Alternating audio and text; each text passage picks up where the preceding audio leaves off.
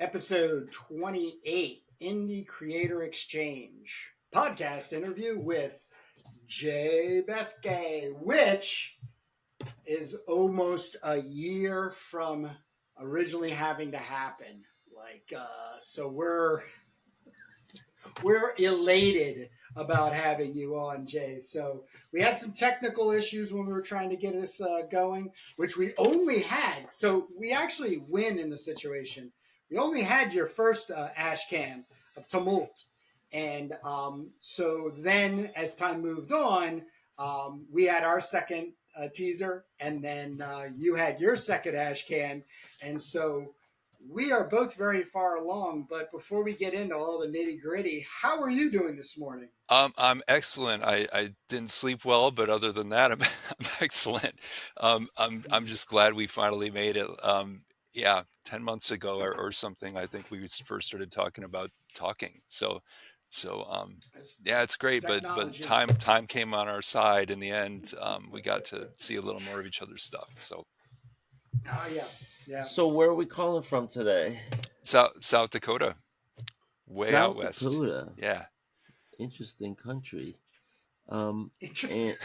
and and what's the origin? So you were walking in an alley with your parents, and then a mugger came out, and then how did you get into this world? Well, it's not quite like that. I was raised by a single father, and that surely had something to do with it. I was in this real stew of what I think of is like baby boomer, awakening Mm, art stuff, and I mm. mean, like he had all kinds of stuff in his closet, like National Lampoon magazines and old record Oh, albums from wow. the '70s, and he had this huge collection of like sci-fi fantasy paperbacks with all this like fascinating painted art. And he was very well, he basically wasn't around enough to kind of police what I was watching, so I was watching a lot of very inappropriate cinema from an early age, lots of horror, even some really Uh-huh. nasty horror, and even like stuff like sex comedies and stuff, and you don't really understand what that is when you're a kid. um, and stand up, stuff on HBO and that sort of stuff. So Uh-huh. it's a real like stew of art, and you think of South Dakota. I remember, as a kid thinking like there's no, this is like a culturalist place. There's no art, out here, but looking back, like, no, that's not true at all. I was completely surrounded by art, and I was a real video store rat too. I came I up was just Mm-hmm. going to say, came up at just yeah. the time of video stores were opening, and I remember Yeah. starkly some of these images on some of these covers, because Yeah. not having an internet or something. You see the cover to the Mutilator or Don't Go in the Woods or something like that, and you're kind of mesmerized a little bit. It's also the paperbacks from hell era, right? So you could go to the mall, and Yeah. we had three Yeah. bookstores in the mall, and they had huge horror Yep. sections, and so there was all that. But getting into comics probably happened in 1989, and I know this has come up with some of the other folks you guys have talked to, people that are anywhere close to my age. There was that Batman, Michael Keaton, Tim Burton Yeah. Batman that came out that year, and I'll Wow, that's the mention too, like, third interview in a row that's come up. yeah, yeah. Well, I mean, Batmania was a big thing that year.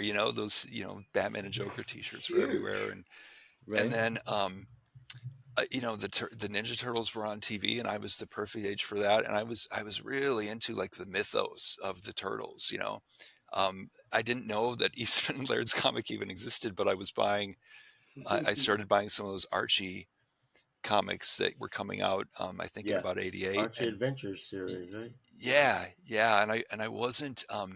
I wouldn't have considered myself a comic collector at that time, but I was just trying to get more into that mythos, and very into role playing games at that time too. Palladium stuff, the Turtles, Teenage Mutant Ninja Turtles, and Other Strangeness was one of the first things that Eastman and Laird licensed. I think after the cartoon was this, maybe even before the cartoon was this role playing game, and then, but what really pushed me to buying comics probably was, this genius marketing idea that somebody had of um, superhero trading cards. So the Marvel, Mm. those that first series of those trading cards, me and like like four or five of my friends started buying comics after we saw a few of those, and we're just so intrigued by So now, who kept. what Oh, era is it? So that they hooked you in with the trading cards, right? Which is smart. I mean, a lot of younger Yeah. kids, they're flipping cards. I mean, Pokemon is huge right now, and all that. All the Magic the Gathering, all that stuff. Um, all that stuff passed me by, but I understand if you put something out and it catches on, you never know what's going to click, and then that was the bridge for you to get into Marvel and DC printed comics. What era did you start picking up Marvel comics? Was Eight, this like 89 to 90. So okay, like all my first ones were like right around the beginning, right before the Infinity Gauntlet. And it was this time where there was this explosion of, I mean, it was the beginning of the boom and the bust, or we call it the speculator boom. well, There, the image craze? yeah, that So too. But what was your top one or two characters? oh man, that's tough. I mean, I was a kid still, so I was, I love the X-Men, so I was, I loved characters like the Nightcrawler or something. Three Um, in a row. yeah, yeah, yeah. Yeah, Chris Claremont, I guess, was still on the book, on the title, and they had gone through an incredible run. I think they're already like 20 years now, number one, selling comic in the industry. Right. So, and they were still going with all the different X books, right, at that point.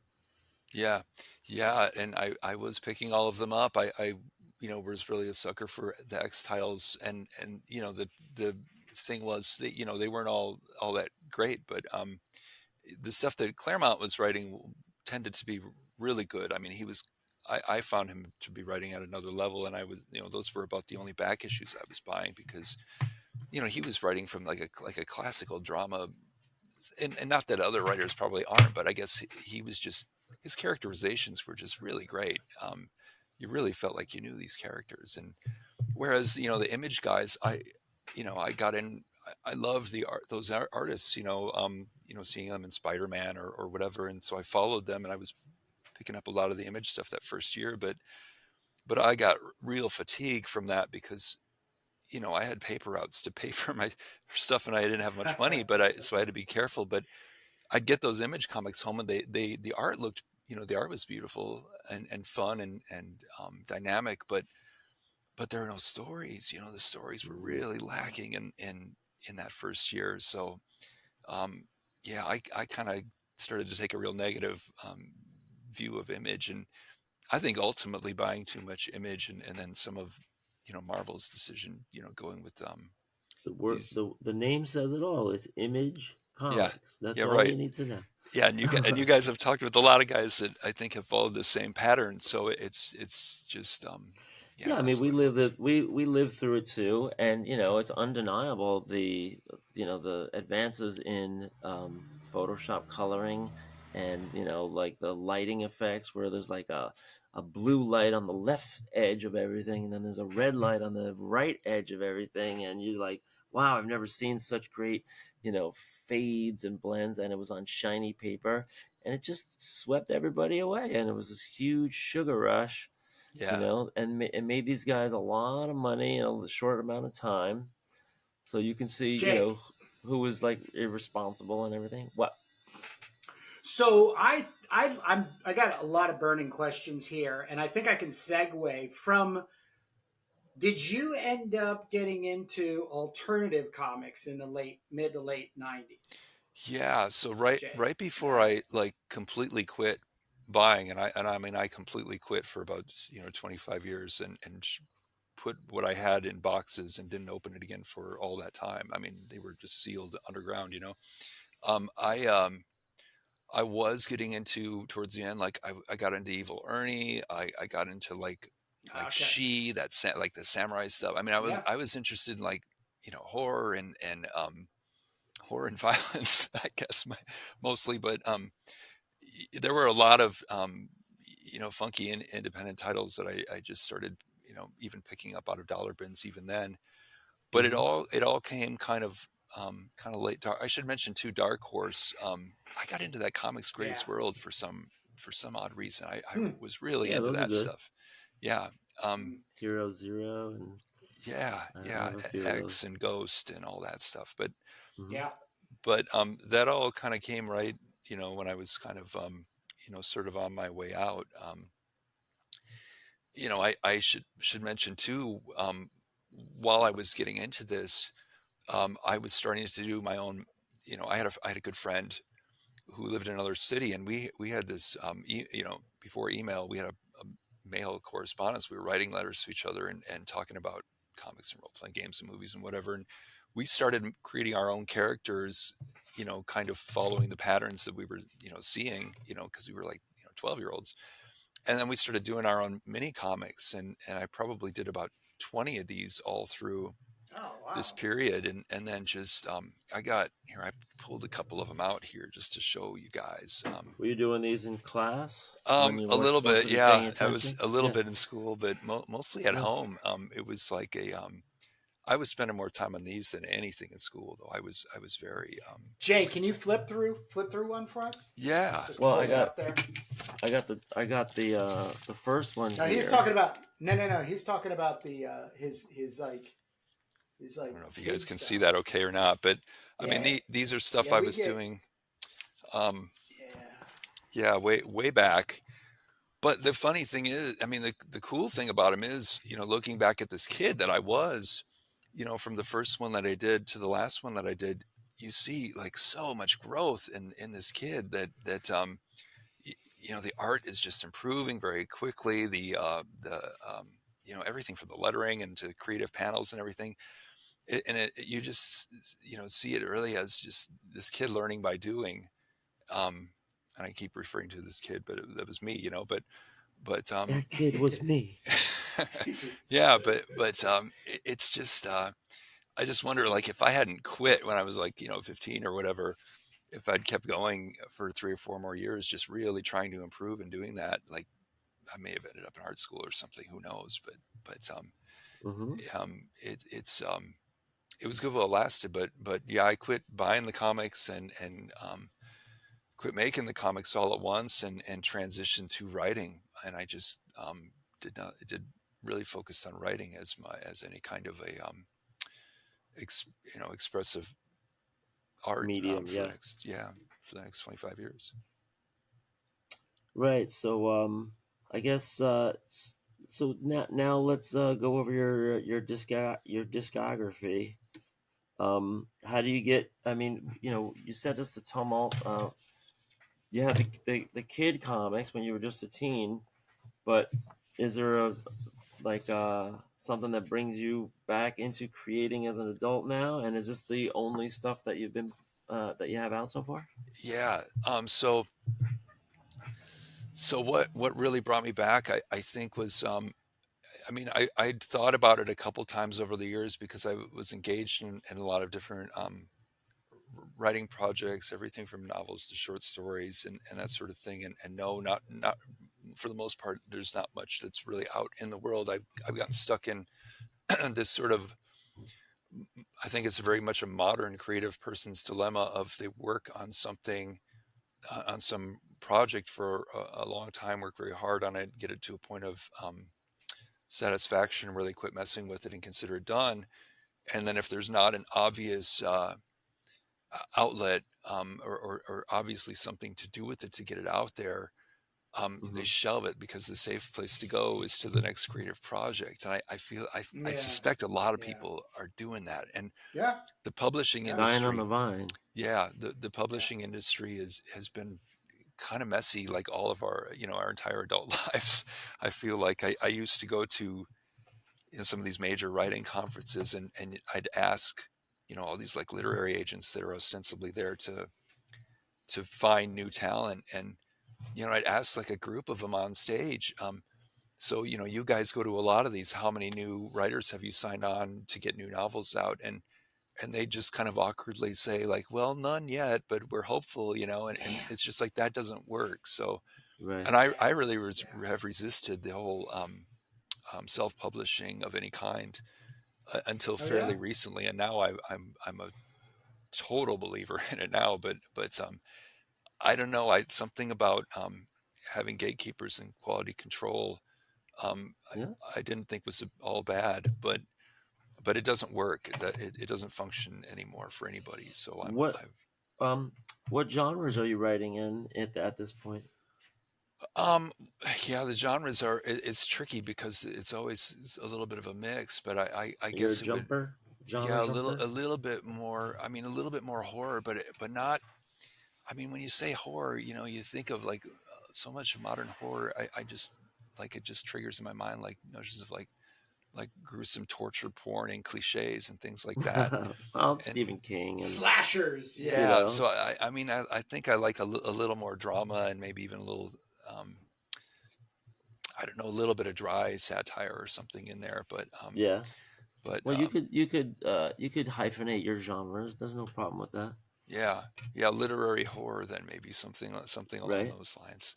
Uh-huh. Um, yeah, so where I lost my train of thought.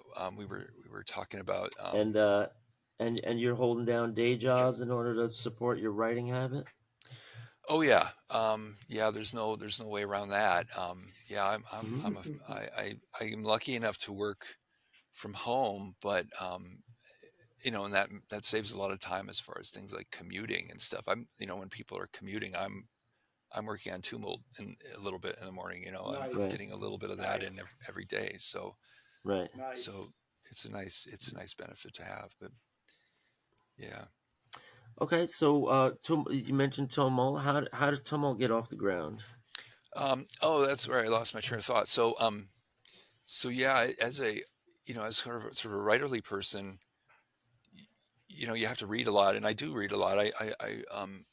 I've averaged 40 or 50 books a year, probably in most of my adult life, just as a matter of course. But one thing I like to do, I like to kind of put things into. I like to like read in little projects or in little clumps. I like to like focus on some kind of thing or some theme or some idea or something.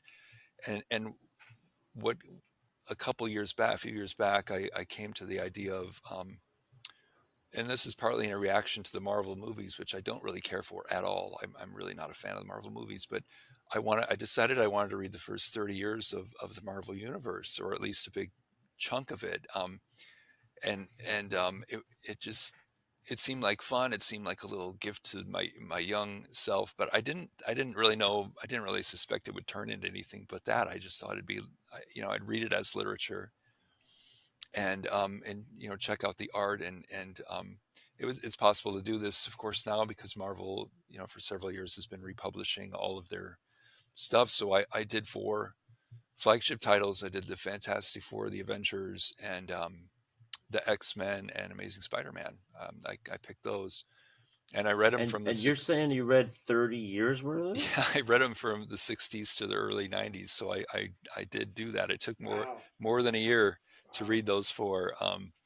But I did it, and I wrote a bunch of little essays on like thoughts and theories and patterns and stuff that I felt like I was seeing, and it was extremely educational. It really gave me an appreciation for this like wild art form that had like scores and scores of people involved over all this time, and it's just it's such an odd thing, and it really is kind of unwieldy. But there's podcasts out there that of people that are doing this, or there's all these how tos on it out there. I know Yeah. other people are doing it, but after I'd done that, um, that I think sparked something, and it was I was in I was in Boston on a work trip one morning, and I didn't have anything to do like that entire morning. So I was just walking through the city, and I sat on a bench looking out at Boston Harbor,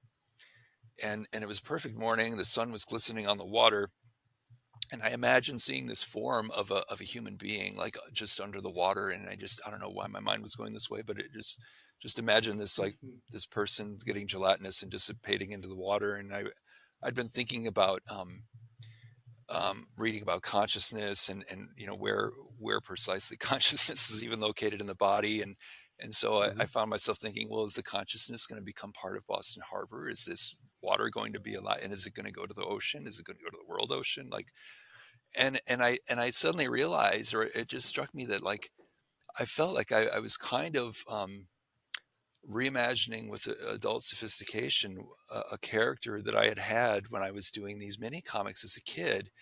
Mhm. There was this character named Waterworks. She was just a young woman with blue hair who could turn into water, and she wasn't really characterized any further than that. You could draw her easily because she'd just be like this wave coming down the street. But I just found myself thinking this is like a modern, or not a modern, but like an adult, almost like a medical way of looking at what is superpower, or what like something that would have been called a superpower in the past, would actually do to a person, and it'd be, something really different. Or, I wasn't thinking of, Stan Lee superheroes and superpowers. I was really thinking of, you know, an alienated individual with exotic liabilities rather than abilities, something along those Right. lines. And I started taking notes on this, and then I just had this cascade of thoughts on all these other characters I'd been messing with back then. And I sat on that bench and I took like a couple pages of notes, and walked back, to the hotel, and was taking more notes when I got there. And it just, after a while, I'm looking at all these thoughts, and I'm just thinking like, well, I got to do something with this now. Is this another book? Is this a novel? Or, and then there's this little thought in the back of my head, well, you could draw it, you could get into that again. But, I hadn't drawn hardly at all since I was a kid. So I was, a writer, thinking about doing a comic in effect. And, Right. not a tricky place to be. And I did even start looking at, out in the internet land, because I didn't know anybody in my own life like who drew, who could illustrate, at least not that well. And started looking on the internet for possible people to connect with or to collaborate with or something. And it's really hard. It's an infinite amount of stuff to sift through, and you look at something like Fiverr, or one of these things where you can Oh, try to hire wow. people, Yeah. and it's Yeah. like Yeah. they're doing a lot of computer art that definitely didn't feel right. And there were some, illustrator, types that were closer, but they're there to make money. They aren't there to do some free Yeah. collaboration. I wasn't about to Well, do you hire know, someone. on Facebook there's connecting writers and artists group. Collaborations, Yeah, collabs. well, and then on Reddit there's one called Comic Book Collabs or comic. So there are two places to go, and there's like a pretty high volume stream of people posting, looking for work, available for work. And then you have writer looking for artists. You have to Yeah, very very clearly identify, is this a paid gig or not a paid gig. yeah, But it's very very hit or miss. Every time I go through there, I see lots of interesting things, but you're always looking for that one, collaborator that you could really, that yeah, you really like the style, you really take to it, and then everything has to perfectly fall in place where they're like, oh yeah, I'm into your writing, and I'm available right now, and I'm looking for some writing, so yeah, it's a lot of fate and luck and chance there, yeah, but Well, going back to the gatekeeper thing, one of the things I've been thinking about is that, I think the gatekeeper thing it still exists in our minds. So the mm, problem in creativity processes now, I find myself included too. So I'm not an exemption of this. Is you're still trying to do all of this marketing and profitability work ahead of time. It's trying to sell something to somebody. So the thing I've always found with the collaborators forums is those people are waiting to jump in and basically, make some fast cash. they're So looking they're for a not publisher. even no, no. I think they're looking for somebody to take the reins and A, pay them cash for pages, B, then publish something so then they could build their portfolio, which is great. But this is where what Jake and I are doing, I feel, is the right way of doing it. In other words, the two reasons Jake and I are doing Turbo Pit Fighter is one, to stay on time. So if Jake and I have made this commitment, we're going to start a podcast, blah blah blah blah, and you Hmm. start it, and then you're 6 months in, and Kurt calls Jake and says, "Well, I really don't want to." Well, Jake's gonna be like, "Dude, what the?" That's completely unprofessional and should be sought out. Sought out. Ahead of time.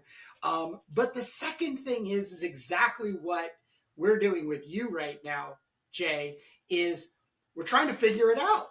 Like Yeah. we don't have it figured out, and so the more people we can connect with through our YouTube podcasting channel, it just sort of, I think, makes it You're just like getting more. a community, a following, and then It's the community. It and makes the it product real. follows.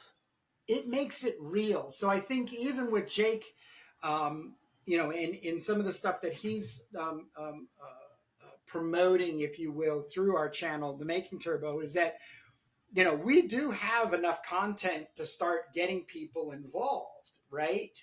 But both of us, like Jake and I, and the supposed people who would come in and collaborate, are saying, well, how is this going to work? You know what I mean? Like, how much am I going to get paid, or how much responsibility am I? So the gatekeeper thing, I don't think is anywhere close to done. I think it's even more going on nowadays, Hmm. in our own minds, and we're just not finding uh, the old way pathways to be viable anymore. But I'm assuming you're coming up on your 50s, Jay. Yeah, mid 40s. Okay, you're mid 40s. All right, so Jay, Hmm. yeah, that's what I figured. Jay, you're like 10 years, maybe 8 years younger than Jake and I. But I'll just tell you, I was the fool out of the two of us that said, "Oh, well, I'll figure out how to do the podcast." And it's been 2.5 years, and I'm still trying to figure it out. Yeah. Which cuts into the creativity, but I'm also one of those weirdos that does like the marketing part of it, and the business part of it, the publishing part of it, and the printing part of it. Where my partner Jake is very much more the stories, the universe, and everything to that extent. So this is where I want to redirect it back to you, Jay. Is when you reached out to me at the beginning of the year, you had mentioned, and I'm paraphrasing what your original email was about, but you basically said, "Hey, I really like what you guys are doing. I want to do a teaser. How do you do it?" And I sat there dumbfounded in a lot of the ways, because I was like, because I was thinking like, oh, well, I started getting like I said, like a very technically sophisticated, but then something snapped, and I said, "Oh, let me go find the video where Jake and I are talking about how we're going to do it, because we hadn't done it yet." So you're the first person, and really, to be honest with you, the only person so far who used our channel to be able to move into the next space for yourself. And so I applaud you. And then as soon as you got this one printed, you said literally in an email, and I'm paraphrasing you, "Okay, I got it printed. Now what?" And I was like, "Well, I said, well, I'll send you a teaser. You send us a teaser, and then we'll get on and talk about it." So really, what I'm saying is that, and this is really leading us into the whole the promoting segment of our interview, is how do you get word out of who you are, what you're doing, and where you can find yourself, more and more. So since then, this whole year, Jay, how has this been going for you? Well, you know what? I came to you guys because you seem to be doing something I'm doing, but you're a little further ahead. You're out on point, and I recognize that right away. I actually came to you guys through comics that influence for whatever reason, probably because we're both researching old indie stuff, more or less. But Right, but right. yeah, I have. I've got put together a bit of a business plan for myself, and part of that is I am really seriously thinking about doing something along the lines of some sort of a YouTube show or something. Okay. Not quite what you guys are doing, but maybe not that dissimilar actually.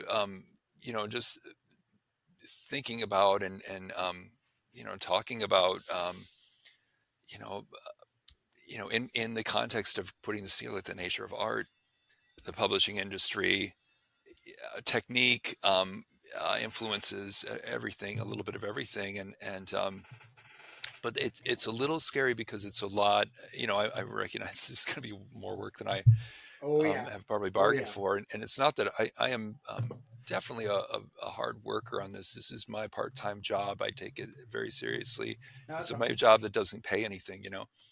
Um, so but as far as getting word out, I've put together a smattering of the or, a small number of those teasers.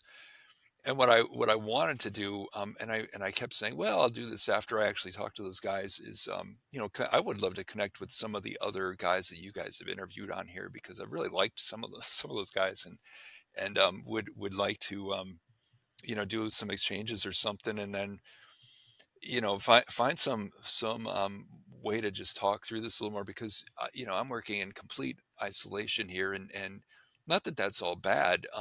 You can move faster when you're alone, right? You travel faster when alone, but Hmm.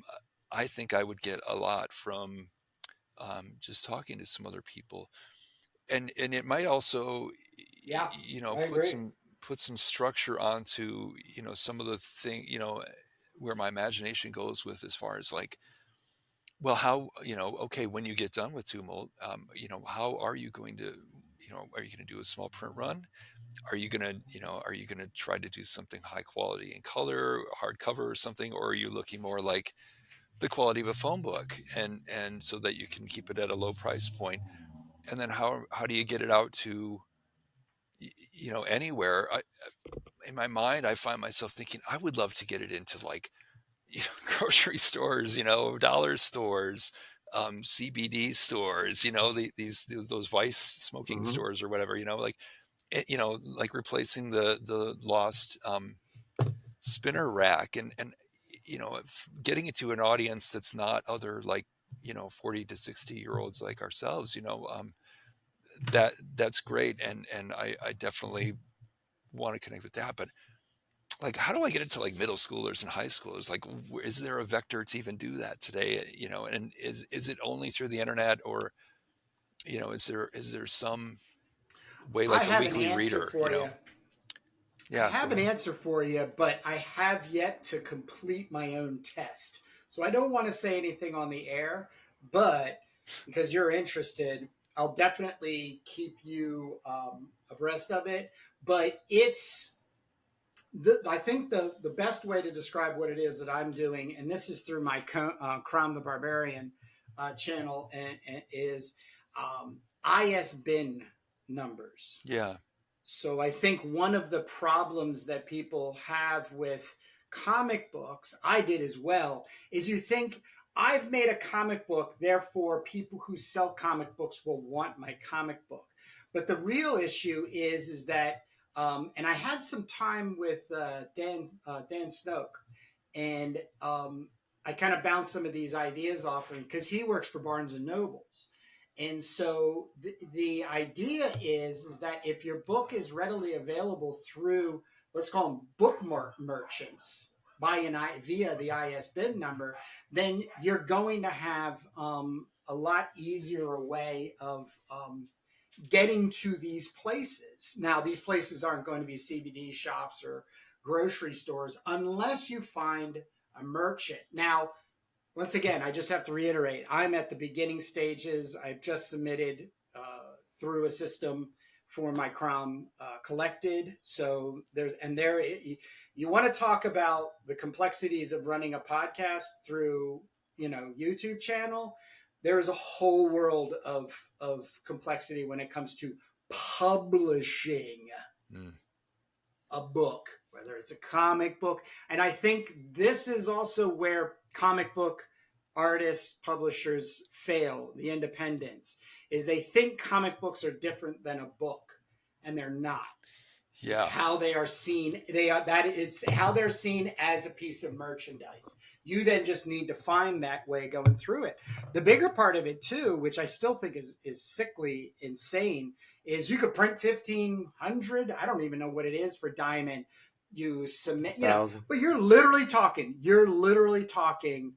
Um, I think somebody told me they did it and it was like a couple grand just Yeah, of out of course. pocket, just Yeah, of out of course. pocket. And it's Yeah. a 60-40 split. It's a 60-40 split. But then on top of that, that's why they get into the dollar bin, no matter Hmm. how much, it's just the value of the book. I think it needs to come through the sense of community that it connects to, which, and I just want to touch back on this as a question, is that your Tumult comes off as very surreal and existential. Like Yeah. it's and you know what I mean? Like I get this very because of the Dada and then just the way the character's dealing with death, and then his just journey through life and all these insurmountable odds, which is basically this very quick version of what's going, because you can just see on this 2-page spread, this is not a flipping book. This is a reading book you're making. Yeah. And so the immediacy, and you do it very well too, Jay. And I really want to kind of bring us back to talking about this, because I think it hinges on how you make a connection with a community, whether a reader or other people that would help support, because this is not like a comic book subject, if you will, when it comes to like superheroes. This is Hmm. very much a well, It's you a take it from there. it's a small Explain. press. Yeah, Yeah, go but ahead. I want Jay to explain his approach to making words and pictures. That's really what I'm getting at. Well, I'm really coming at it from the perspective of a writer who dabbled in Right, illustration a long time ago. So that everything you said right. just makes a lot of sense. And what you've got is a teaser, and of course, it's not a story of a single character on some sort of like a heroic journey or something like that. Right. It's a drama that involves a lot of major characters, rather than any main characters, right? So, and I started thinking of it originally in terms of like a 70s disaster movie or something, where the scenes like bounce from different people, like the Poseidon ship is upside down and there's different groups of Oh, people around the cool, ship, and they're all like, there's cool. this big problem, but they're all dealing with it, their own personal problems, but also like the little local problem, and then the big problem that. And so Hmm. the premise of the whole thing is kind of the collapse leads to renewal, and so all these characters, the major individual characters have different aspects of something kind of falling apart, unraveling, or coming to a crisis in their own lives, and that's all going on, and is kind of hopefully sort of emphasized or synergized by this bigger crisis of individuals with exotic superhuman abilities have started appearing here and there and everywhere, and suddenly everybody, everything's very anxious. A lot of frightening things are starting to happen. The government can't really even do anything about it, even though it may try. And it's just, and I think this book would be written at this time that we're living in, where there's this like palpable sense of kind of crisis. Are we in a pre-war era? Hmm. Or is the internet making us all There's a crazy? breakdown. There's definitely some things breaking down, right, from the old way. Yeah, yeah. Things have been kind of unraveling for a while, but the last several years, it's like they're not just unraveling anymore. Like we're at a point where something is going to happen. But I try to think of this in terms of optimism, where I'm focused on this book as like a sort of the turning point, and then so moving, transitioning to a new place in a new world, and that's what happens at the end of a crisis. You end up in a new, like a renewal, a new Right. world. And so that's what I'm kind of, I guess, playing with. And yeah, as far as it being like a comic, it isn't.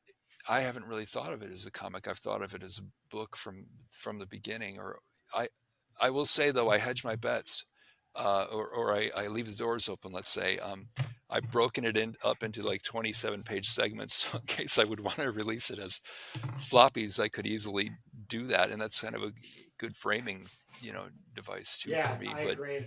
But I I agree. have been thinking of it in terms of a bigger book. How many pages are completed? I'm on 116 right now, page 116. But Right. let's think of this though. And you're The putting them fact, out 1, 2, 3, 4, 5, 6, 7, 8. You're putting out yes, like 8 pages at a time. something like that. I mean, But these the thing is, teasers are just I like previews, right? I should say though, this is I've been thinking of this as the beginning of this art that I'm doing here is scripting, like figuring out a story and relearning to draw, and ostensibly the idea is that when I get done with the entire thing, my original plan was, okay, then I would do any edits I need to do to make it a better story, and then I would redraw the entire thing, which seems a little crazy. And I'm Nah, starting to no, regret, or starting to reconsider that. But at the same time, it's like no. I want to make sure my art is good. And some of these first pages, I see like 15 things that are like, like I got to work on the eyes, or I got to work on this or that or something. But Yeah, but there's also a lot of value in keeping moving, you know, yeah, Yes, there's that what do they call it, because the because Kirby barrier, somebody like me can get bogged down and just yep, erase a panel 5 times, yep. and then you don't have your 1/5 of the production that you could have. Yeah, yeah, I could work on this, easily the next like 3 years and still not be, and that strikes me as not the best way forward. So I've got to figure it out. Maybe I'll redo some pages. And the other thing is too, the size of this thing doesn't quite conform to, and I noticed that that's your guys' case too with Turbo Pit Fighter. It doesn't conform to like the standard comic size. You'd have to be squished or cut on the edges or something like that. And that doesn't necessarily bother me, but it's like, you know, I'm not Well, sure we're what to. doing. I'm working on standard comic pages here. Oh, are you? Um, Oh, okay. yeah, Mm-hmm. when Yep. we printed magazine size, like Kurt just went to Kinko's, and so he's got some extra margin on the left and right. But Oh, I see. I I see. went to a quick printer and I got those trimmed. I see. So it's the height of a standard magazine format, but we just forced our teasers to that height, and then the width can be whatever. Um, these could be printed as comics, but Hmm. as we're making them, I'm kind of worried that you'll lose a lot of detail if we printed it. I mean, a standard comic isn't even 7 inches wide, Right. right? Right. So you're not working 10 with a lot. inches high. Yeah, What's that? yeah. 10 Yeah, inches on the high. width. Yeah, on the width. Yeah. So I'm definitely leaning towards magazine size, but you know what? A comic can live in a lot of different formats.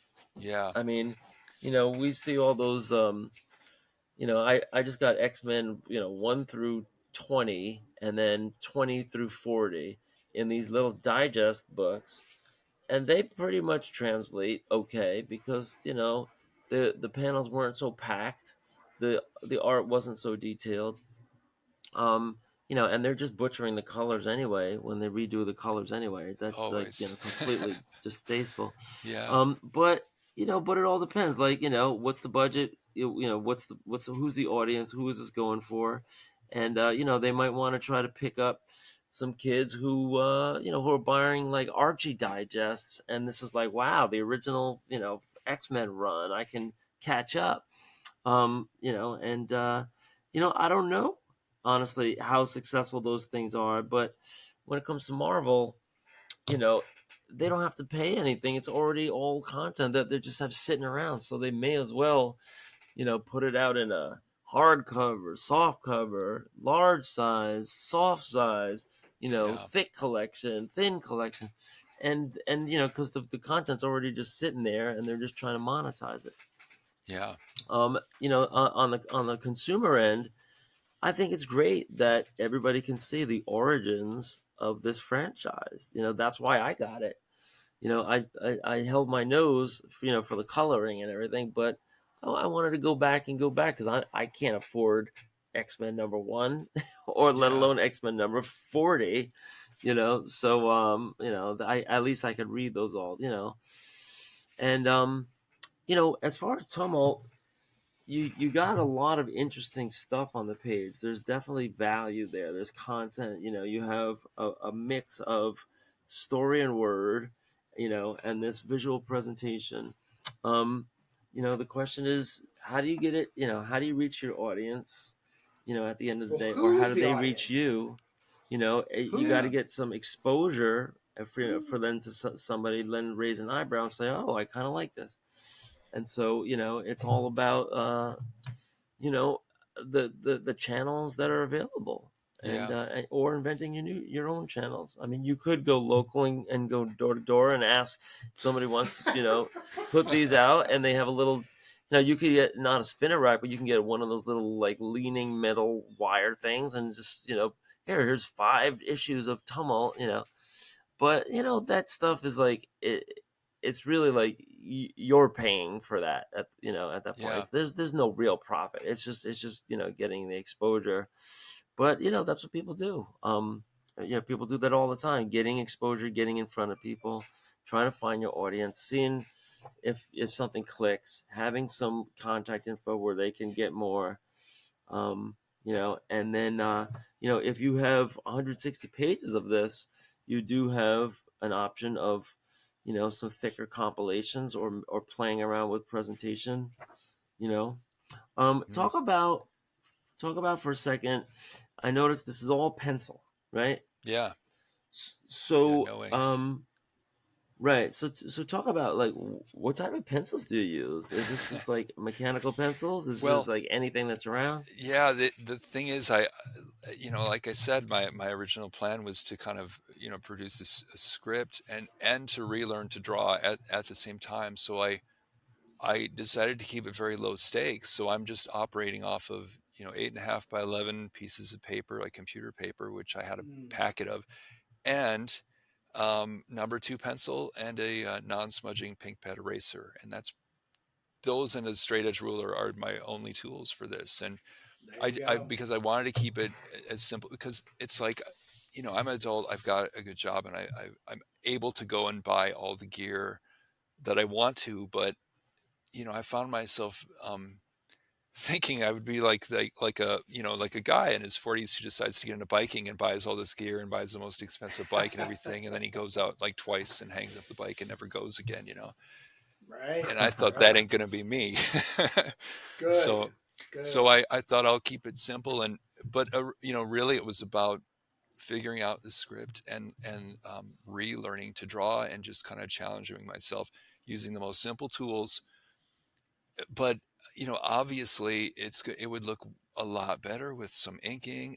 In my mind, I would love it. I'd love to color it too, but So yeah. Kurt, I've spoken about this before. I said at some point there's going to be an AI app that takes pencils, and you press a couple of buttons, and it'll turn it around inked. Um, and I yeah. Kurt plays with Yeah. I these mean, AI art programs. I was trying one the other day that I signed up for like a 3-day free trial, and I fed it my pencils, and it turned around and gave you inks. But then there's also like this unpredictable, nature, and it's difficult with the prompts because sometimes they hallucinating. they ignore some stuff, and they only Yeah. really can change things to whatever's in their database.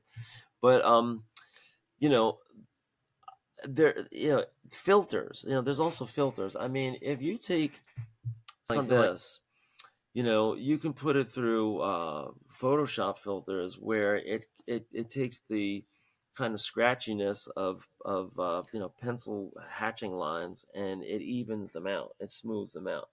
And at Mm. the same time, what you can do is I don't know if you play around with Photoshop too much, but you can separate this into multiple channels or multiple layers. That would be a high contrast black holding line, and then you get all your low contrast mid-tones and light tones, put them through, not a blurring filter, but I think they call it chalk and dust. What is that? Chalk and you know the filter I'm talking about? Dust and scratches, Kurt. Mm. Yeah, I yeah, think they yeah, still call it yeah. that. And then you overlay your high contrast black right back on top of it, so you never lose your heavy holding lines. But sometimes it just takes this pencil and it makes it look like some really nice, like, blurry kind of graphite faded So Jake, gradients and stuff. the thing that I'm sensing, Jay can correct me or redirect me, but I can't get out of my head who the reader is to Jay. So, and what I want to hook to the back of it is to contradict what you just said, Jake. Is I feel the way your process is a part of the who's that are going to get attracted to it. So, in other words, you're one for one. You're one piece of typing paper, 8.5 by 11 by to one pencil page. You're up to 146, or where you're just moving along, right? I thought Jake was going to say this when he was pointing to me here a second ago, is publishing all the pencils at some point, and and then promoting it to, once again, you have got to define who those people are, because once again, Mm. the whole idea that I made a comic book, especially now, doesn't mean everybody buys every comic book. That's dead, dead, dead, dead, dead. Now it becomes, who am I following on what social media platform? Because that creative is a part of a whole bunch of creatives that I'm a part of, and this thing just came out.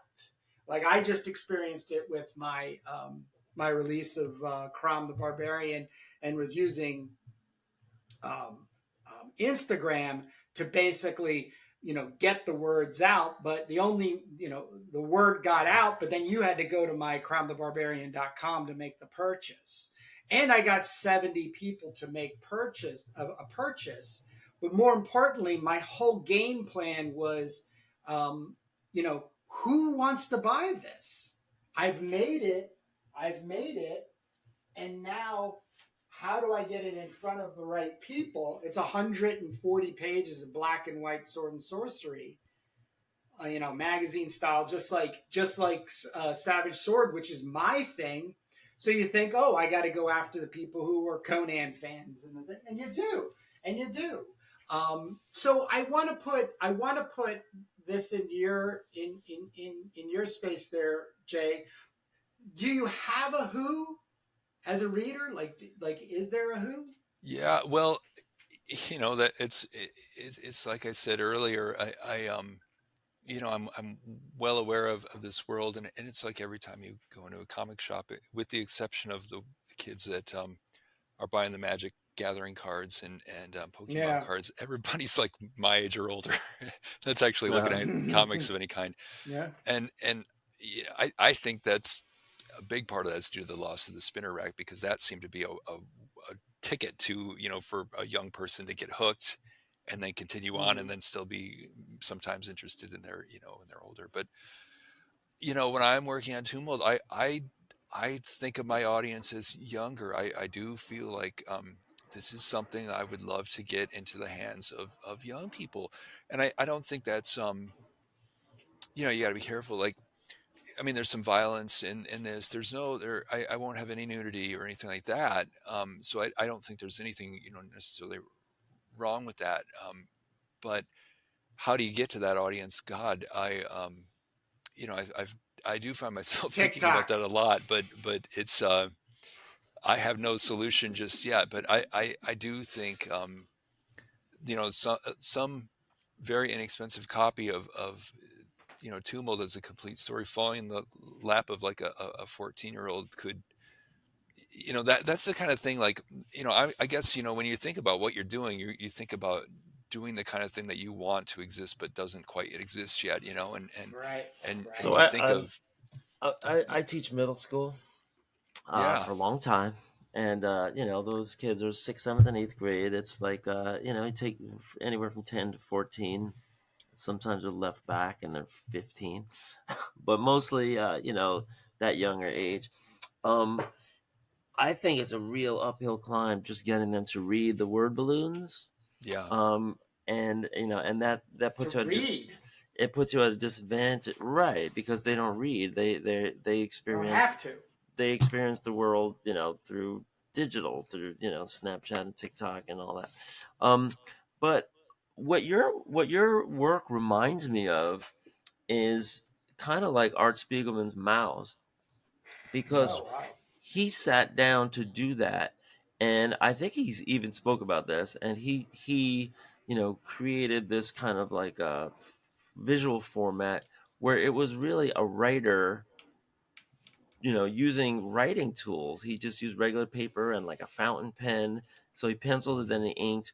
But it was not meant to be very aesthetic. And it was meant to be a journal, a diary, a hmm Right. To journal. be read. To Right. be And read. and so the tools were very basic. And it's more about getting all your ideas down. That's the priority, because if you don't get them down, they could fly out of your head and be lost. hmm So you need to have a style where you could get through all this. And if this ends up being a bridge to another style, that's all going to depend on the legs that the story itself has, right? The concept, the dialogue, the characters, characterization, and all that, And as a writer, that you live and die you know, with your engagement, right? Are you hooking hmm someone in? Is this a real page turner? Do they want to find out what's on the next page and the next page?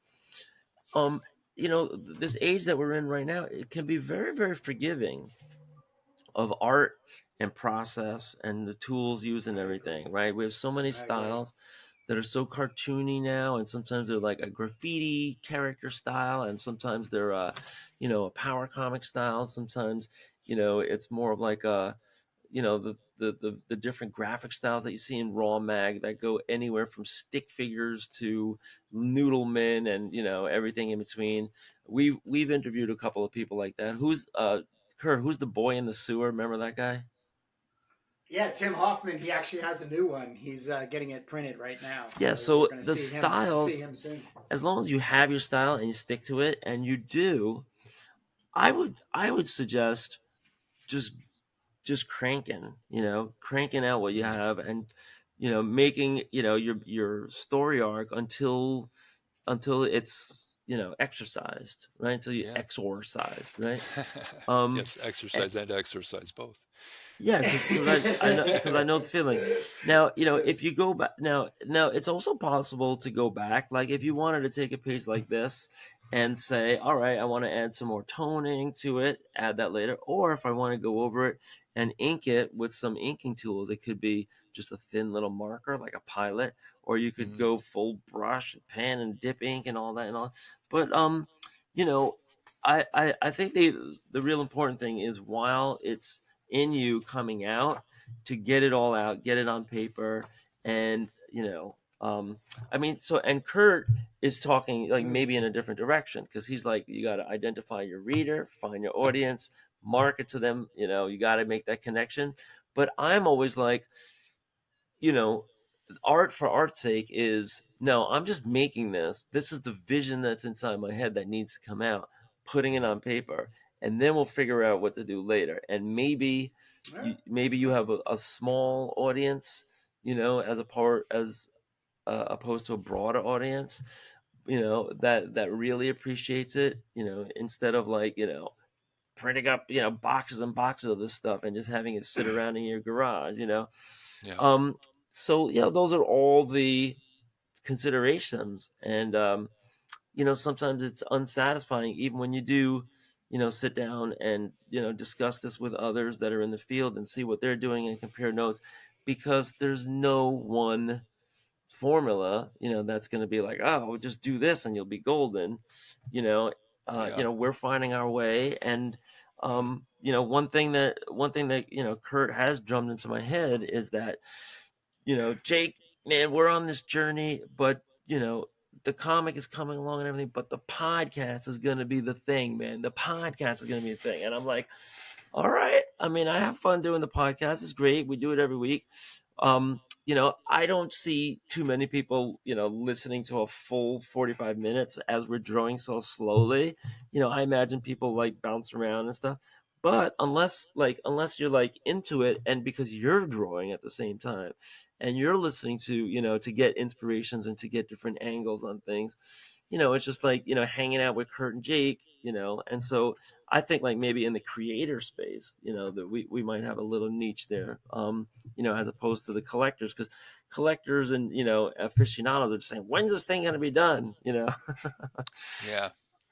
So that's just like a little perspective from where we're coming from, but um, we really appreciate an indie creator, not, trying to fall into, categories, not trying to say, wow, I have to draw more like, Rob Liefeld or anything like that, and, being your authentic self.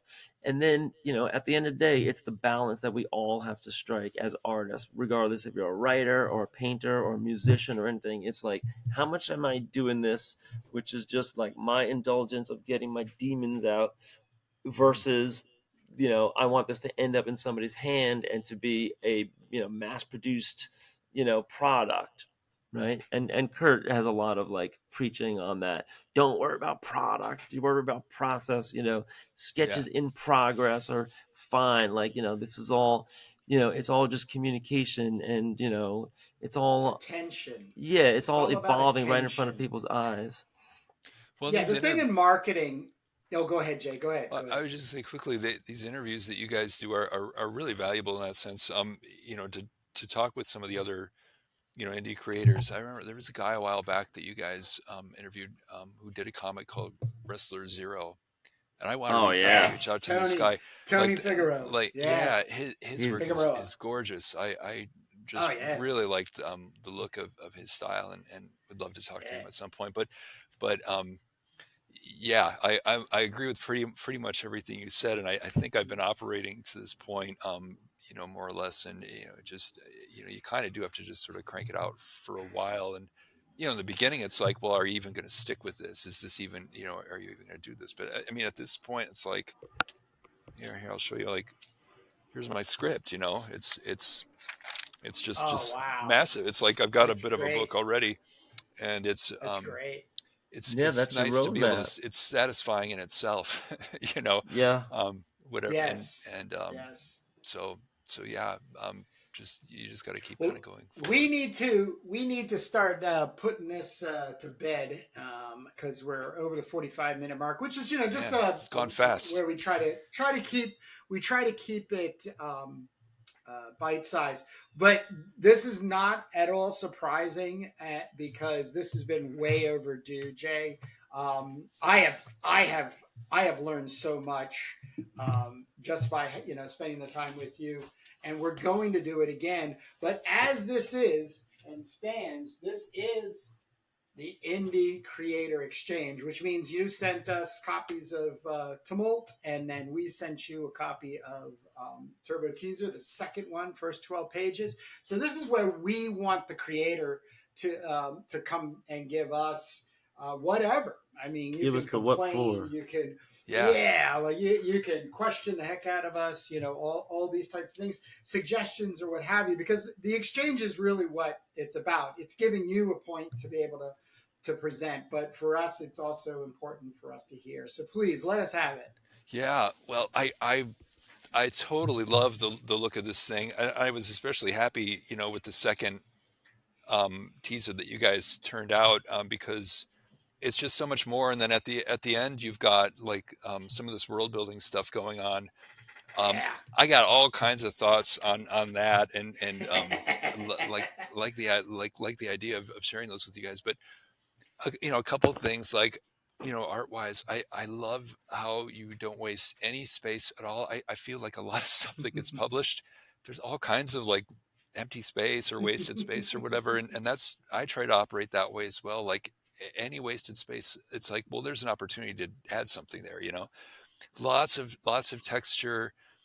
I, at some point, maybe we can talk even more about your process in pencils and inks, because it looks like what I look at has been printed. It looks like it's ink, but maybe the pencils were kind of left in there a little bit, and so you got this Yeah. gradation, and it's totally gorgeous. I really love it. What it does to my mind is creates a mood, um, in a way that I've seen a lot of black and white comics that are it looks like they're just basically lacking color. They're not really using black and white, Right. Right. Um, a couple other things. It feels, I know you guys have heard that it feels foreign, almost. There's some of your panels have almost a kind of a foreign vibe. And that page you've got open right now where the mother slash nurse gets shot, that to me, when I first saw that, I thought this looks like that Italian comic Diabolic. If you've ever heard of him, Oh wow. there's a Yes. I don't know, something about that. It just looked like, Wow. it just struck me as that. You guys have a lot of like themes to play with too, and this could be a larger conversation too. But you're dealing with like women in the world of men, and that's a dangerous, dark world. It brings to mind like even like 80s street films, or yeah, like I find myself thinking too of like Orientalist paintings, like these North European painters that would go to North Africa and paint like slave markets and stuff like that. Where it's like young women stuck in this horrendous world of men. Um, I don't know if like looking into that stuff a little bit might bring up some ideas, but then you've also got like this. It's like it's kind of post-apocalypse, but it's almost like it's what is it, about 250 years out? So it's almost like post-apocalypse or something like that, and it's like this, you know, things like the X Mutants or some of these 2000 AD or titles or Grimjack or something. They're almost not good enough. It's like you're further out and things can be weirder, and I think a little of like the Thundar the Barbarian cartoon, or Oh man. like if you guys are familiar at all with Rifts, this RIFTS, it's a role-playing game that Palladium used to put out, and it's like in the far future after a lot of really horrible things have happened, and the art in those books is it's this weird mix of like a lot of like sort of almost barbarian stuff, but like super tech stuff and just super Yeah. weird stuff. So you can probably find PDFs of some of those books online, but you might maybe look at that. I found myself I'm thinking jotting these too, Ed. names down.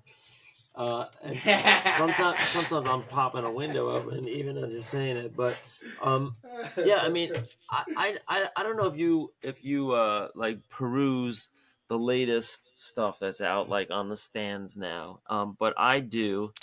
Only a little, And very little. it seems to me like I just flip through it a little bit on the stand and put it back. I'm not like I'm buying this stuff, but it seems to me like every single thing that Image is putting out, and they really are putting out a lot, is all the exact same idea. It's like, okay, we're in the sci-fi world. This is the future.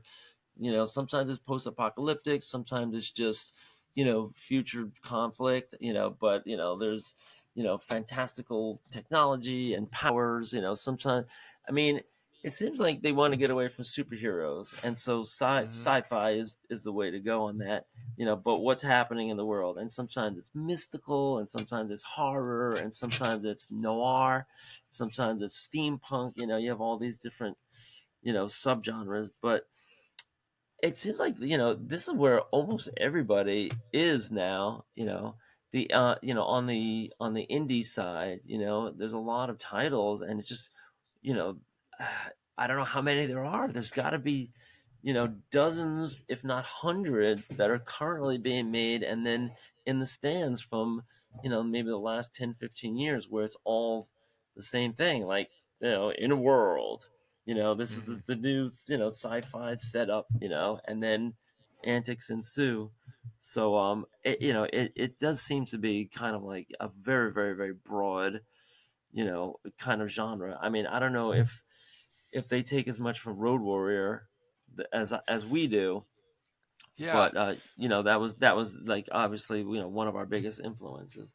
yeah, obviously, and but I found myself thinking that like that's almost too obvious. Like you can get a little weirder, you can push a little further out maybe, but an obvious all those Road Warrior movies, and then there's all these like kind of cheapo versions of the Road Warrior movies, all these B movies that were out back then. But you see it in some of your characters that got like old like goalie like face masks and stuff, Right, right. in the fights. But um, yeah, that's another thing of almost every scene. There's like a punch making contact or a bullet being shot. Like this is really really action packed, but you've at the same time you've got. See, I find myself when I look at like old Marvel, like when I was reading those old Marvel comics from like the 60s or whatever, and you see like the Jack Kirby art where he'd have like 3 pages of a fight or something. I found Right. myself really just kind of skimming through it because it's just like the same fight every time, sort of, or at least I don't know. I didn't find a reason. My eyes didn't find a reason to hold on to it, but you guys maybe this is partly also the mood that the black and white creates, but you've got your characters like twist a lot into like kind of contortions, and that made my eyes kind of hang on things a little bit longer, Hmm. and so I read this a lot more slowly than I might otherwise have. So I don't know if you guys are thinking of that or aware of that, or if anybody said that, but that was my Interesting. part of my No, I mean, experience. yeah, I mean, it's always good to vary your camera angles. Totally. Especially if you have like some downtime, in a scene. Um, and not present everything just like straight on medium shot. I think that same thing with cinema, right? You want to like keep moving around, make something visually interesting. Um, but at the same time, like I think comics are missing action. And Yeah. if you get a comic and you're flipping through it real quick and you only see like maybe 2 or 3 pages of action and everything else is standing around, to me it's just like a wasted opportunity. Where's the fun? Yeah. um when I see Yeah. Jack Kirby and like the Captain America is having like this full page of like 9 panels or 12 panels where they're just doing karate back and forth with the a bad guy. I look at that. I mean, as an artist, I you try to translate it in your head to like, wow, what would this be like if this was a Steve McQueen movie and they were trading Hmm. blows and everything. But it's interesting, to hear that you know that sometimes you're missing people, because the balance of words slows people down. Sound effects, angles, establishing shots, um, and I don't know. We're in a whole new world now with AI and photo references. I mean, there's a lot of great comic artists that use photo references, and Marvel is hiring a lot of them. You might see like a Thor comic, and it's like, wow, everything looks like real photo reference camera angles with all these characters. But once you realize that in your mind, you're like, oh well, this guy's just tracing photos, and he's trying Hmm. to like adapt it to Thor. It's not like Jack Kirby's imagining these far flung worlds of Asgard and everything, Hmm. but that those find their reader too. There's people that appreciate that. I mean, when it's done right, it's like Alex Ross. It's like he brings it into the world of imagination. Yeah. um but there's a lot of ways to do it, and this AI, I think there's going to be people that are just like putting a prompt in, because I've downloaded the tool yesterday. It's $6.99 a week if you want to continue it, but you can say, A I week. know, Eesh. but what I did successfully, I said, there's a ninja with dark hair, crochet tops, and baggy ninja pants.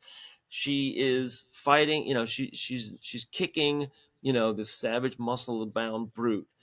So you hit the button, and then you get that panel, and then you say, wow, this is professionally executed, it's fully inked, and maybe you just need to tweak things to your liking or whatever. But I can say, all right, panel 2. Now she's sitting down, at a restaurant having a cup of coffee, and there's 5 empty word balloons above. And you hit print, and then it publishes, you get the picture, download it, say, okay, now she's approached by a guy. And, it's it's frustrating because, a lot of the, grunt work is taken away, but it's not quite getting you there where you want to be. So I'm sure there's going to be a lot of tweaking. But I can see people that are just going to be making these comics this way, people that can't find an artist, or they can't draw themselves, and it's here. And, Yeah. you go through these, like, filters, or they call them styles, in this one app that I downloaded. um you have one is like the dreamscape style, the other one is like comic style 1, comic style 2. And here I still have a couple of days until this expires. And you go through these different styles, right? And you're Mhm. just putting in a prompt, and the computer is giving you back, something that you asked for. And I'll show you maybe just a couple of images that I saved before I got frustrated and got rid of it. Like this, I mean, I'm like, Mm. okay, this doesn't look like a ninja that I asked for, and it doesn't look like she's kicking anybody. But they're giving you this. If they could give you this in sequential, uh, actions that go from one to the other, these are the styles. Now Yeah. here, Kurt, you recognize these poses? This is a style where I did make a sketch. I made a pencil sketch, and I fed it into the computer. And they Yeah, gave me yeah, they kind of robotized it. I said, like, yeah. put them into tech suits. And so that, yeah, Right. maybe they did. And there's all the finishing in the world right there. Um do I love this? No, I'm not going to use this, but it's a real cheat for people that are, like, going to be out there, doing this. Those were the only ones that I really saved, but I just hit delete, but I must have Well, tried like 40, just to 50 things. connect something that was said earlier about young people not wanting to read. One of the curiosities I have a huge amount of curiosities about where AI creative making. Like, not only I'm not just interested in the art generation. I'm interested in the writing and the music and the whole what we have in society as deemed art. Mm. Um, and one of the things that really intrigues me is these things have a tendency to backfire on the creators, not the people trying to game the system to make comic books without human touch or what happens is, and I'll just say it straight out, you're going to end up, you think these young people think that they're going to end up forcing their own generation to start reading comics because they're making them. You see what I mean? Like, Hmm. it's a fear for anybody over the age of, I think, 40, 45, who grew up the way we grew up, in not only um, buying comics, being a part of comics community, but also being told this is how a comic book is made by Neil Adams, John Buscema, Stan Lee, yada yada yada yada, right? And you made your submission pages, and you got rejected, and you got rejected. Jake and I lived in the alternative comic book publishing world for a few In short the years. '90s, yeah. But I think Mm.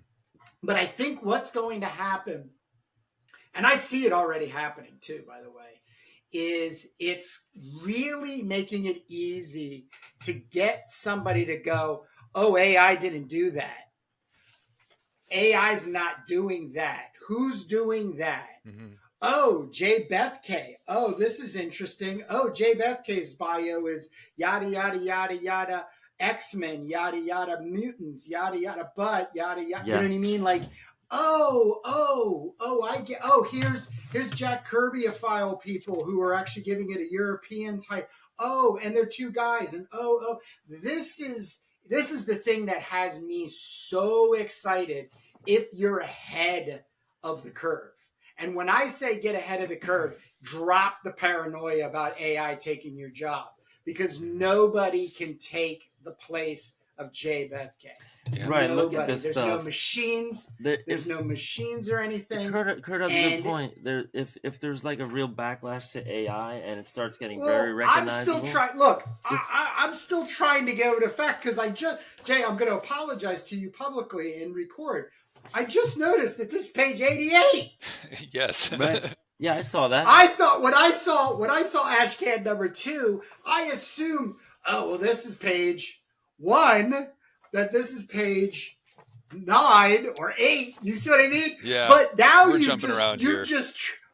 No, but it's great. You just tripped the hell out of me, and then you publicly just announced, in the beginning here, that you've got over 140 pages. You're just getting up in the morning instead of driving to work and like that. Jay, you are doing it correct. Yeah. The only thing I can say is, if you have anything in the way of, let's say, a necessity of support, like you need to hear somebody else like Jake and I, or any of the people that we've got, I'm telling you right now, 2 years ago when I suggested to Jake, or no, it was like a year and a half ago, oh, we need to start interviewing other indie creators, right? And Jake goes, okay, we'll start letting, and I pitched this whole thing to him. That Sunday's over. Monday morning I woke up and I thought, oh, I gotta write Jake an email saying we can't do it, because I'm now terrified to send emails to these total strangers who are making comic books, because why the hell would they want to talk to me? I'm telling you right now, everybody, 100%, other than one person who will be left unnamed, and I understand why, immediately said in response, okay, I'll come in and talk about it. Okay, I'll share. And comic books seem to breed a really sensitive person. The subject matter can appear to be this horrific thing, but that's just like, I'm telling you, we're all in good hands with each other. We just need to be standing by each other and supporting it. And if it's not anything to buy a TUMULT or a Turbo Pit Fighter, it's getting it to the person that would enjoy it. Mhm. So Well, yeah, and I do want to make the point. I believe in the young people.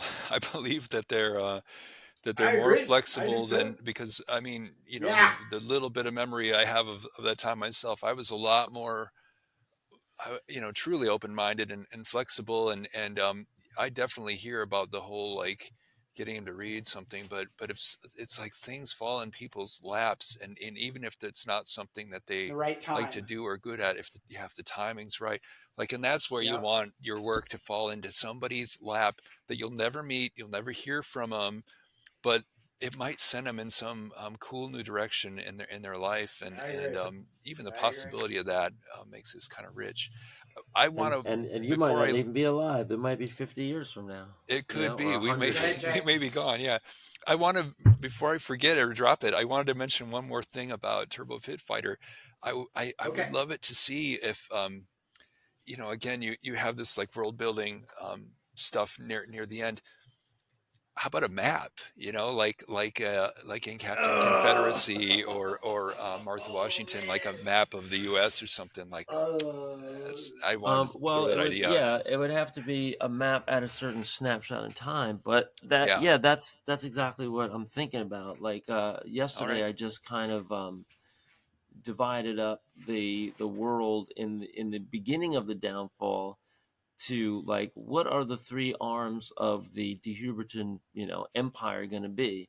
Uh-huh. And so, at the very top, there's going to be the D. Huberton family that consolidated every single industry by marriage, right? So they kind of go back to the whole royalty thing, and then they have their bloodline. So if you have D. Huberton DNA, you don't need like a scan card or a swipe card to have all these privileges, in their like preserved, well-run cities. So there, it's like maybe a little bit like the Hunger Games, where there's like this one, good protected city, but there's actually going to be preserved cities all over the place for their clients. And so now the second group of people is the servers, right? So these are all the, you know, nurses and cops and firemen and everything that serve these areas that are still corporate run. And, the entire states have the life plan where, you provide medical care and food and water and infrastructure services. And then you're going to have within that second tier, you're also going to have all of the clients, right? These are people who have their menial job or whatever, but they're basically signed up, because they live in a state that has this, and they rely on the company for everything. But they're really like impoverished, and they're basically in economic servitude. And so there's going to be uh, that, and then the third tier will be anybody that's working for the company that is like militarized. And so there you'll have cops, you'll have gangs, you'll have cults, you'll have cult leaders. And we already started to flesh that out. Like, there's going to be a hierarchy. There's going to be people inside the government that are corporate. There's going to be people inside police forces that are corporate, and then everybody else is going to be a part of the resistance, right? And they're going to have to be, relying on whatever cult they're in, for their infrastructure and their food and their water and their medical services and everything, if there are any. But that's going to be the whole breakdown of society, because it's going to be a wasteland once the U.S. Gov falls in 2222. Everyone's going to be on their own, and that's when the turbo world, kicks in, because turbo is just about 10 years old when they start doing the mass killing, and the corporation realizes we're better off just liquidating all of our stupid clients. We can just have our elite cities and our bloodlines. An AI program will tell them it is no longer in your interest to continue all these goods and services. So All right, we need to wrap up. We need to wrap up, right? Because one thing I do know is the longer these videos go, the least amount of attention they do get. Yeah. In the immediacy, which once again I cannot state enough how exciting this has been, and also how I knew it was going to be this in depth and long awaited. And this is just the beginning, Jay. You've got yourself. Wrapped up with us now. So, all right. as things progress for you, and things progress for us, we'll obviously have you back on. And the next year is already just around the corner. But even just staying in contact with one another, that catching up on your that's always TUMULT, happening. Yeah. Yeah. So the thing is I want you, Jay, to just finish any thoughts that you have, and then anywhere you want to push people, which I will also create links down below in the description. Yeah, well, I don't have any links yet. We can it's Okay. one of the many things to get to, and flying solo and just trying to put the thing together as fast as I can. You can put I'm totally comfortable with my email address going there though, but we'll talk about that. Sure. Yeah, nothing else to say, but I'm grateful that you guys have put together the podcast and are doing what you're doing, because I haven't found anybody else doing anything quite like this. I know there are ways to connect, but this is the way that worked for me. So thanks Good. for having me on. You're It's been welcome. awesome. That's the Indie Creator Exchange, folks. So check back for our next interview in Bethke in a matter of, I guess, months. But we'll see how TUMULT is coming along, and any other ideas or decisions you made. Can people find these teasers? Can people get a hold of the teasers? That's what my email is for, I guess. They can Okay. totally reach out to We'll me. put people in connection. Yeah, Okay. yeah. We'll people in connection. Yeah, Yep. that's All right. I would love to do some exchanges with anybody that's doing anything like this, like what I've done with you guys, because it's yeah, there's not a lot of people doing this, or at least not there probably are some that aren't even brave enough to kind of tell anyone about it, It's true. but It's true. it'll help us all to Right. connect, I It's a think. shame. Yeah. It's a shame. Yeah. All right. Cool. So see all you fun viewers next time. Thanks for tuning into Indie Creator Exchange. Check out our other channels, Making Turbo Pit Fighter and Comics That Influence on our YouTube site. We also do mags on Twitter. We're Doom Mags on Twitch, and we're Doom Mags on Substack. So see y'all in the funny papers. All right, and I will see you next Sunday, Jake. Yep. Thank you, Jay. Thanks, guys.